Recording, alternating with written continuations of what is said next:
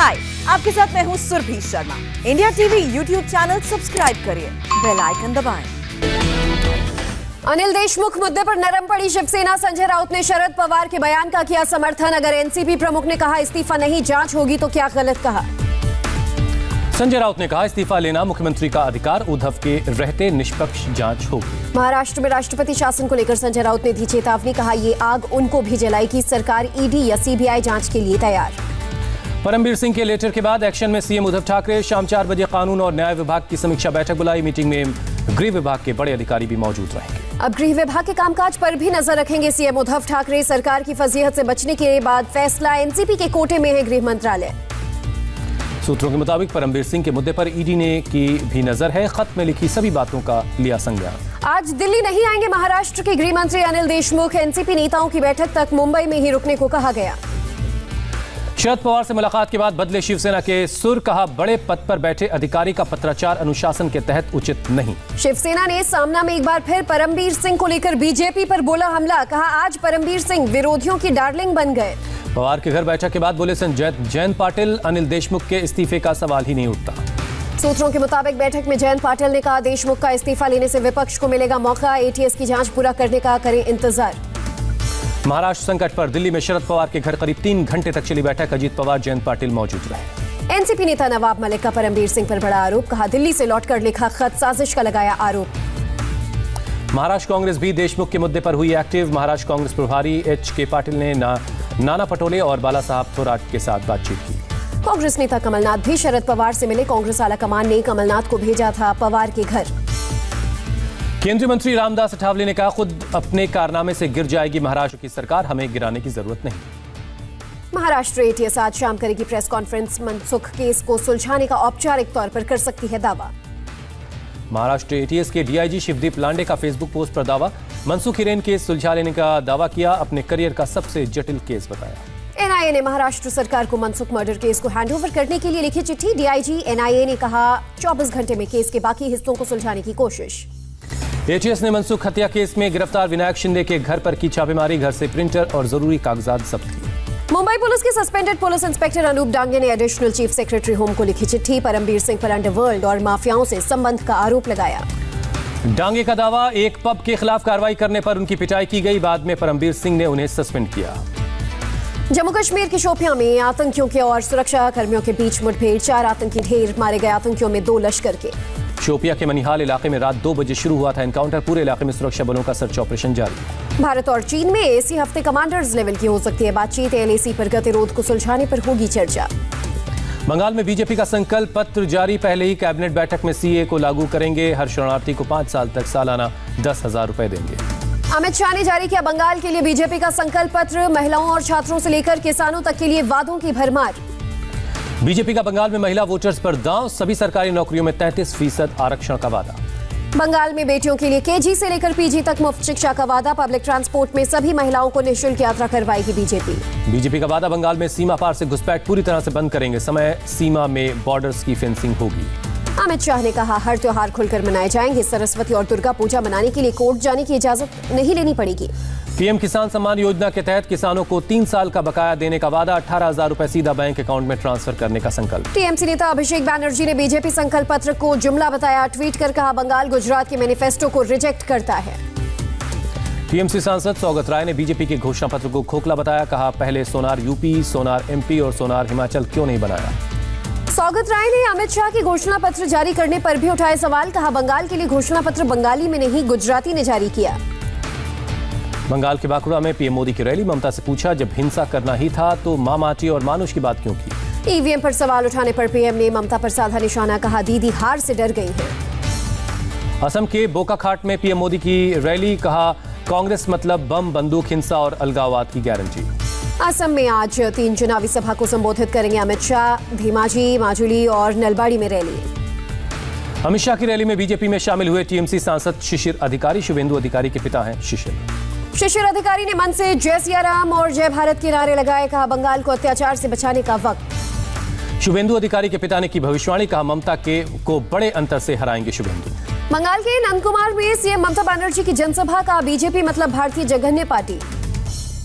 ममता ने पीएम मोदी पर साधा निशाना, कहा 7 बार मैं सांसद रही, इतना क्रूर और निर्दयी पीएम नहीं देखा। बीजेपी के राष्ट्रीय अध्यक्ष जेपी नड्डा की असम में चुनावी सभा, चाय बागान के मजदूरों को करेंगे एड्रेस।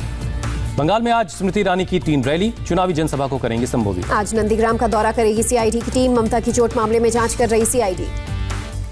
पश्चिम बंगाल के झारग्राम में एक टीएमसी कार्यकर्ता की हत्या पर हंगामा, नेशनल हाईवे 7 को बंद कर टीएमसी कार्यकर्ताओं ने प्रदर्शन किया। टीएमसी कार्यकर्ताओं ने बीजेपी वर्कर्स पर लगाया हमले का आरोप, अस्पताल के बाहर भारी पुलिस बल तैनात। तमिलनाडु के उथिरामेरूर में डीएमके प्रमुख एमके स्टालिन की चुनावी सभा, 234 सीटों पर जीत का दावा किया। एमके स्टालिन ने कहा, एक भी सीट पर एआईएडीएमके की जीत मतलब बीजेपी की जीत। कोयम्बटूर में कमल हासन का रोड शो, कहा मैं गरीबों को उठाना चाहता हूं, संविधान की सेवा करना मेरा लक्ष्य है। केरल में बीजेपी के 2 उम्मीदवारों के नामांकन रद्द करने का मामला, आज हाईकोर्ट में सुनवाई।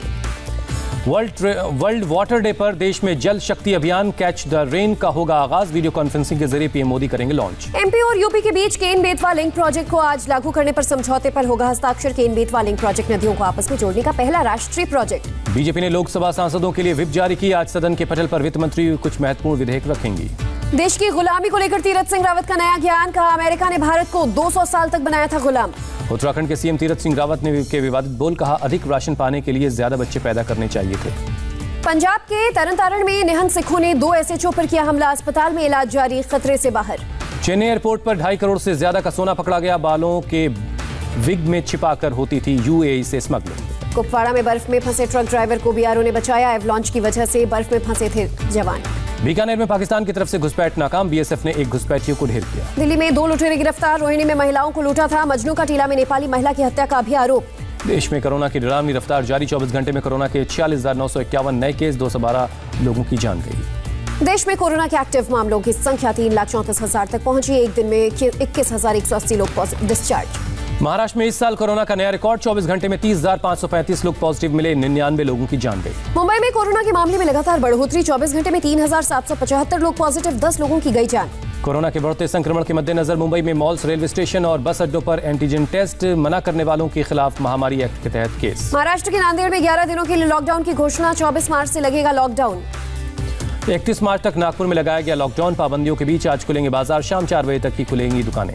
नागपुर में 50% क्षमता के साथ शाम 7 बजे तक खुली रहेंगी dairy, hotel, restaurant, home delivery सेवा के लिए किचन रात 11 बजे तक खोलने की इजाजत। नागपुर में जारी है कोरोना का किलर रफ्तार, 24 घंटे में 3,614 पॉजिटिव केस, 32 संक्रमितों ने दम तोड़ा। नागपुर में 31 मार्च तक लागू रहेंगे प्रतिबंध, मिलेगी कुछ छूट, जरूरी सेवाओं की दुकान 4 बजे तक खुली रहेगी। दिल्ली में 24 घंटे में कोरोना से 823 लोग संक्रमित, 1 की मौत। दिल्ली में आज से 8 घंटे की जगह 12 घंटे लगेगी कोरोना वैक्सीन, रोजाना टीकाकरण की क्षमता 40,000 से बढ़ाकर होगी 1,20,000। दिल्ली के सरकारी अस्पतालों में आज से ऑन द स्पॉट रजिस्ट्रेशन और टीकाकरण भी शुरू, अभी तक निजी अस्पतालों में थी सुविधा। राजस्थान में रात 10 बजे के बाद मार्केट बंद, जयपुर, अजमेर, जोधपुर समेत 8 शहरों में नाइट कर्फ्यू। राजस्थान आने पर कोरोना टेस्ट रिपोर्ट अनिवार्य, यात्रियों को कोरोना नेगेटिव टेस्ट रिपोर्ट दिखानी होगी। छत्तीसगढ़ में सभी स्कूल, कॉलेजेस और आंगनबाड़ी को बंद करने का आदेश, कोरोना के बढ़ते मामलों की वजह से फैसला। गुजरात में 24 घंटे में कोरोना के 1,580 नए मामले, 7 लोगों की मौत। पंजाब में बीते 24 घंटे में कोरोना के 2,669 लोग संक्रमित, 44 लोगों की मौत। केरल में 1,875 लोग 24 घंटे में पाए गए पॉजिटिव, 13 मरीजों की जान गई। दिल्ली पुलिस स्पेशल सेल ने तिहाड़ जेल में बंद आईएसआईएस के 2 आतंकियों को गिरफ्तार किया, दोनों आतंकियों पर दिल्ली दंगे के 3 आरोपियों को मारने की साजिश रचने का आरोप। कोर्ट ने दोनों को 4 दिन की पुलिस कस्टडी में भेजा, आईसिस के आतंकी जेल में बंद आरोपी शाहिद को भड़काकर दंगों के दूसरे आरोपियों की हत्या के लिए उकसाने का आरोप है। चित्रकूट में जहरीली शराब से 4 की मौत के बाद बड़ी कार्रवाई, जिला आबकारी अधिकारी समेत 4 सस्पेंड। मंदसौर में भूमाफिया के खिलाफ कार्रवाई, मुल्तानपुरा में 1 हेक्टेयर जमीन से हटाया गया अतिक्रमण। डोडा से जम्मू जा रही यात्री बस सरोरा में दुर्घटनाग्रस्त, घायलों का अस्पताल में इलाज जारी। गोंडा में एक के बाद एक 12 सिलेंडर में ब्लास्ट, आग से दहला आदमपुर बाजार, दमकल कर्मियों ने कड़ी मशक्कत के बाद आग पर काबू पाया। सीरिया के अलेप्पो में अतरीब में एक अस्पताल पर रॉकेट से हमला, 5 नागरिकों की मौत, विद्रोही के कब्जे वाला इलाका है। म्यांमार में प्रदर्शनकारियों पर दमन चक्र जारी, पुलिस वाले ने बाइक सवार को सरेआम मारी गोली। भारत भागकर आए म्यांमार पुलिस के जवानों को पीएम मोदी से अपील, उन्हें वापस म्यांमार न भेजें। भारत से अफगानिस्तान पहुंचे अमेरिकी रक्षा मंत्री लॉयड ऑस्टिन, अफगानिस्तान के राष्ट्रपति से मिले। ऑस्ट्रेलिया के न्यू साउथ वेल्स में बाढ़ का कहर जारी, सरकार ने मुश्किल भरे सप्ताह के लिए तैयार रहने को कहा। आइसलैंड में 800 साल बाद अचानक फटा ज्वालामुखी घाटी में लाल लावा के बहने से आसमान लाल, 32 किलोमीटर दूर तक दिख रहा है लावा। वनडे सीरीज के लिए पुणे पहुंची टीम इंडिया, कल से इंग्लैंड के खिलाफ 3 वनडे मैचों की सीरीज। T20 वर्ल्ड कप पर रोहित शर्मा का बयान, कहा वर्ल्ड कप अभी काफी दूर, समय आने पर तय होगा प्लेइंग 11। इंग्लैंड के कप्तान इयान मॉर्गन का बयान, T20 वर्ल्ड कप से पहले आईपीएल का पूरा फायदा लें इंग्लिश खिलाड़ी। वनडे सीरीज के लिए इंग्लैंड की टीम में जो रूट का भी नाम नहीं, टेस्ट के बाद वापस लौटे leg spinner mat Parkinson team में शामिल। दक्षिण अफ्रीका के खिलाफ टी20 सीरीज हारने के बाद बोली भारत की महिला टीम की कप्तान मंधावा, आखिरी गेंद पर हार को पचा पाना मुश्किल। एक्ट्रेस दिशा पाटनी ने जिम में उठाया 70 किलो का वजन, खुद सोशल मीडिया पर शेयर की तस्वीर। हाय, आई एम सुरभि शर्मा। खबरों से अपडेट रहने के लिए India TV YouTube channel subscribe करिए, साथ में बेल आइकन जरूर दबाएं। जुड़े रहें इंडिया टीवी के साथ।